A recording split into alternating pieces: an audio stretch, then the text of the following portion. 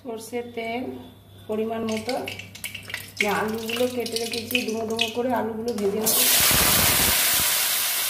আলু ভাজা হয়ে গেছে, তুলে নেব।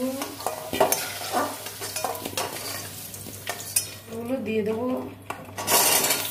সরষের তেল পরিমাণ মতো। আলুগুলো হলুদ দিয়ে দেবো। পটল ভাজায় লবণ দেবো না, লবণ দিলে জল বেরিয়ে যাবে। ভাজা হয়ে গেছে, তুলে নেব।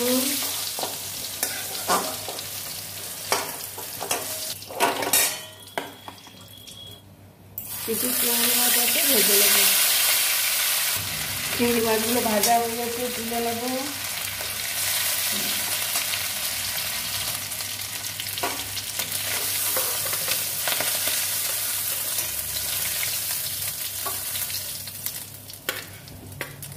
সরষের তেল দিচ্ছি।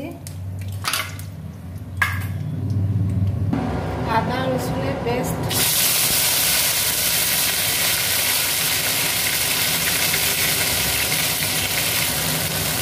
দিয়ে দেবো টমেটোটা, টমেটো পেস্ট, লবণ,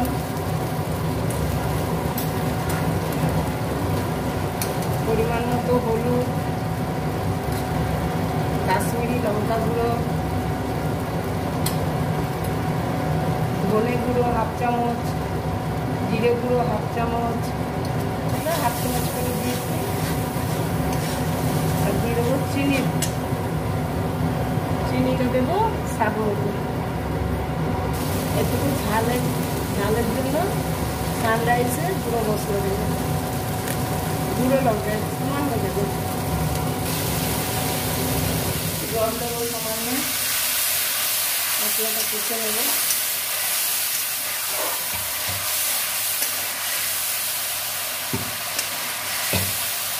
কষা হয়ে গেছে, পটল আলুগুলো ভেজে রেখেছিলাম দিয়ে দেবো।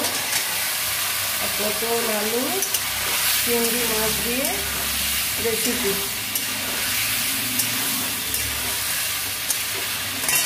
আর আমি সামান্য জল দিয়ে কষে দিতে দেবো। 4টে কাঁচা লঙ্কা দিয়ে দিলাম আর জল দিয়ে সেদ্ধ করে দিলাম। এবার আমি সবজিটা ঢাকা দিয়ে দিলাম সেদ্ধ। চিংড়ি মাছগুলো দিয়ে দিলাম। দেখাতে ভুলে গেলাম বন্ধুরা, চিংড়ি মাছগুলো দিয়ে দিয়েছি, সেদ্ধ হয়ে গেছে। আলু সেদ্ধ, পটল আলু রেসিপি রেডি।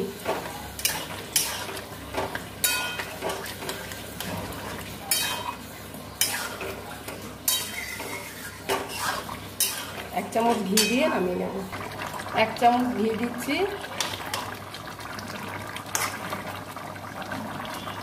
হ্যালো বন্ধুরা, আমার পটল চিংড়ি রেসিপি আপনাদের যদি পছন্দ হয় রান্না করে খেয়ে বলবেন।